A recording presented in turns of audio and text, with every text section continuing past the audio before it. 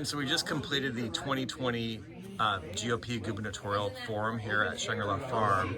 Now, you're a household name. Did that help you tonight?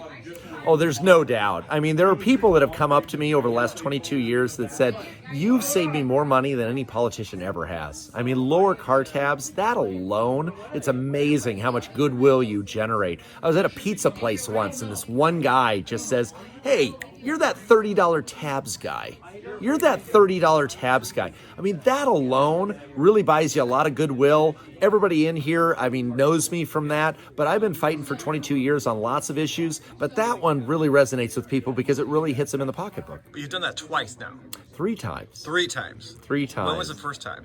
I did it in 1999. I was 32 years old. It was the first initiative that I ended up really just taking off like a rocket. And I remember it was just this intense thing. All the establishment was against it, and I was just laser beam focused on this is a good idea. And the people, it resonated with them. They were excited about it. They passed it. We did it again in 2002. And then we kept them down for about 10 years. And now it started creeping back up again. And we did it last year, and it passed overwhelmingly all over again. And it's on legislative hold right now. What's the status there? It is so maddening. This thing qualifies, it passes. We even got a King County judge to uphold it.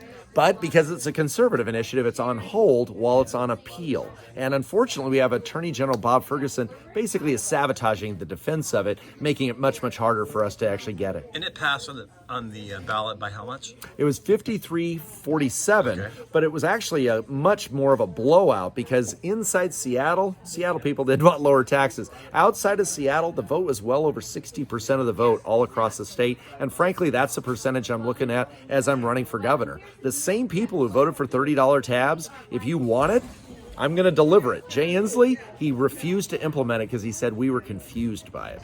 So do you think you can leverage that showing to your own personal campaign? I absolutely do, because people are spitting mad over the idea that we voted for this thing 3 times and we have a governor who said we were confused by it. I mean, that level of arrogance, that level of condescension where he's just holier than thou, smarter than us. He wouldn't accept the will of the people. 20 years ago when we did it, the initiative was struck down by the courts. Gary Locke, a Democrat, actually got the legislature to pass that into law. Gary Locke was a normal Democrat that respected the will of the people, even though he was against the initiative. Jay Inslee, he is so arrogant, I can't even call him a Democrat anymore. Now, if you look at tonight's debate, you had 6 other peers in the party. You guys talked about 7 different topics, and you had your opening and closing statements. Mm-hmm. How do you think it went, and how did you do?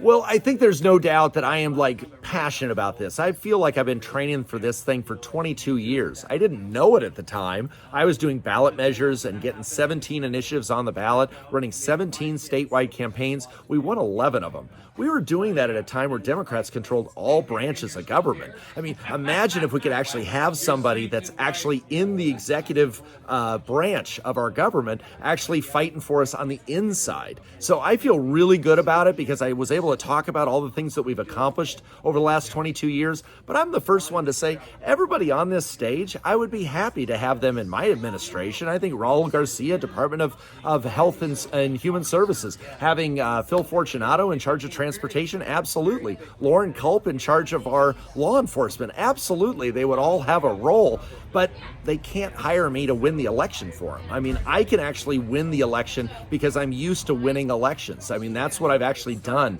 They're all new guys. They've never run statewide before, and I think you need that kind of gritty experience that you end up getting, and they just don't have that. Now, you mentioned in your own statements tonight that you've got a lot of people that hate you. Do you think that's a drag on your campaign? Absolutely not. I think what I've learned over the last 22 years, I have no problem being hated by the minority of voters, as long as the majority is on my side. I mean, I think we've learned that from our president. I mean, there's a lot of people don't like our president. The guy won the election. The reality is, if you're not offending somebody, you're not doing your job. I mean, that's your job, is to offend a certain number of people. And what I offend them doing is giving more freedom, more liberty, allowing you to have more of your own money. I mean, yes, we force Seattle voters to have lower taxes than they'd otherwise have. Oh, the disparity, the injustice of it all. I think the reality is you need to have somebody that's passionate, that's absolutely all in to take on Jay Inslee. And Jay Inslee is so vulnerable, but he's not used to having somebody that's really willing to get in his face, and I am. Now, you've got a state that's very blue. Is it as blue as we think it is? I really don't think so. The reality is we are a red state with a big blue donut hole right around Seattle. What we learned from $30 tabs is that well over 60% of the people were overwhelmingly in favor of that measure outside of Seattle. Within Seattle, literally 80% of the people voted against it. What I found for the last couple of years, I saw our candidates trying to say, how do we get Seattle voters to like us? And they will pander to the Seattle vote. The reality is you can't get the Seattle vote. You have to make sure that there's enough support outside of Seattle to offset the crazies from Seattle. But let me make this point really, really important. What makes me think that's the case? We just did it with $30 tabs. We were able to show there are more people outside of Seattle that want fiscal responsibility than the people in Seattle. Why is Jay Inslee vulnerable? I think Jay Inslee's vulnerable because I thought he was always vulnerable because he raised taxes 30 different times, raising taxes $50 billion. I thought that alone would make it where voters would not be too keen on him. But this lockdown has made people just see a different side of Jay Inslee. Jay Inslee doesn't even believe in representative democracy. He's making all these unilateral decisions, the mask, the no fishing, all the stuff that he's doing. There's no other checks and balances in the system. I'm suing him in federal court and state court on the mask requirement, essential versus non-essential. We actually got the schools to open up this fall because he clearly wasn't fulfilling his constitutional duty to make sure that kids were getting a good education. I'm fighting him right now because we want a candidate that isn't just going to say, I promise to do good things if I win. I'm delivering results right now as a candidate. Do you think face masks work? I think there's no doubt if people want to wear a mask, they should be able to wear a mask. This is what the South Dakota governor did, and I think this shows the level of respect that she has for voters. She understood that it's not her job to run 7 million people's lives. Her job is to represent the people, give them information, and rely on them to make decisions for themselves. She's not requiring masks, but she's encouraging it. She is saying people use best practices, but she's not mandating it. She's not penalizing people if they don't follow her rules. Inslee's doing $1,000 fines and 90 days in jail if you don't wear a mask. This guy is not even acting like a Democrat, not even acting like a representative. He's acting like one guy making all decisions for all of us, and that's not our system of government. Do you think that the lockdown procedures we did in March should have been redone? I think that there's no doubt the worst thing that Jay Inslee did was this massive expansion of executive power. I've done 22 years of initiatives that said, let's limit the government's power. I want checks and balances on our system of government because I don't trust government. The idea that you have Jay Inslee locking us down for any amount of time, the South Dakota governor didn't shut him down at all. What she said was, I looked in the Constitution and there's nothing in there that gives me the power to shut down a private business. I think that that's the right way to do things. Persuade people. That's all I've done for 22 years is persuade people. I don't order people around. I say you ought to vote for this initiative because it's a good idea. But it's up to the voters to decide that. I just don't feel that Jay Inslee is listening to us anymore. And frankly, I don't even think he even stopped running for president. All he ever does, I get all of his emails, his tweets. All he does is attack the president. He doesn't even pay attention to Washington State anymore. If you were in his shoes right now, given the way the virus is going around the state, another spike that's happening, how would you have handled it from March till now? There's no doubt every step of the way you give people information. That's the job of government, is to represent the people, keep the economy going. As I pointed out in the debate, this is so critical. You have to have three things. You have to have safety, you have to have liberty, and you have to have a strong economy. Unless you have all three of those under any circumstances, the whole system doesn't work. Absolutely, you fight for safety. You make sure that people are safe, but you don't sacrifice liberty, which is what he did, locking down the state, and a strong economy. Without a strong economy, we can't generate the tax revenue we need for public health, for education. Think about it. We lost $10 billion in revenue. $10 billion we're not going to have to make people actually safer. So he actually made us less safe throughout this entire process by locking us down. If he had done what South Dakota did, it would not be the crisis that he created. Well, what do you say to people that think you need to lock down, you need to wear the face mask, you need to do all those protections to keep people alive?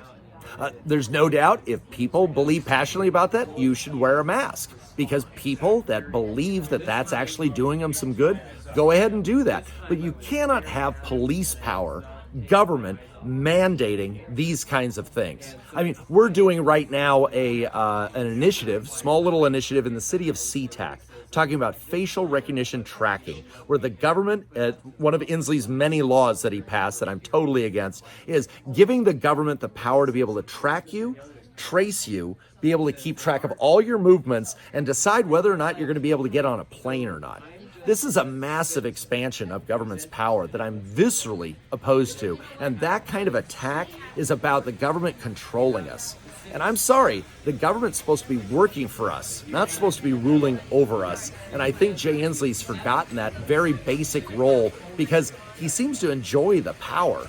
And I am so resistant to government power. I'm very, very wary of it. And I think that even in incidents where there's a crisis, you can't just suspend your method of government, your representative democracy. You have to have the legislature involved. You have to have local governments involved. Frankly, a big thing I would have done is allow the local counties and the cities to decide for themselves how to handle things, because there are counties where there's no COVID deaths, but they're getting this one-size-fits-all, Jay Inslee only approach. And I think that's awful. Okay, one final question. Please. If the Tim Eyman administration was elected and you were there to govern, you still have to deal with a supermajority Democrat, legislature. Absolutely. How do you deal with that?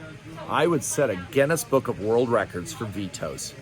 Absolutely. I would shatter all records. I have no problem whatsoever to say another bill expanding government power, I'm against it. I'm against this. What that means is that the only way they're going to pass massive expansions of power is to override my veto, which would take a 2/3 vote of the House and the Senate. They would have to get Republicans to go along with it.